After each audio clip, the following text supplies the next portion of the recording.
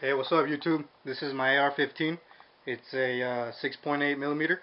I've got a Spikes Tactical Lower Receiver and a STAG Arms 6.8 upper. This is my Surefire flashlight, and I've got mounted a center point scope on there. I also have a single point sling and a Command Arms pistol grip.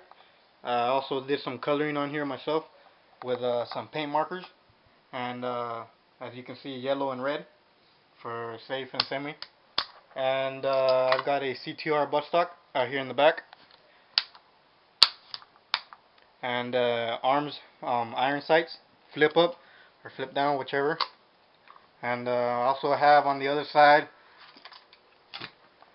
my rail covers and an Archangel foregrip, and that's about it. Now we're gonna go to our ammo.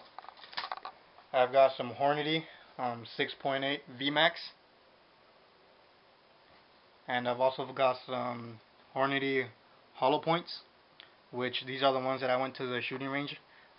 And I've also got some Remingtons. They're all 6.8, and this is what it would look like in a magazine. Well, that's about it. Laters.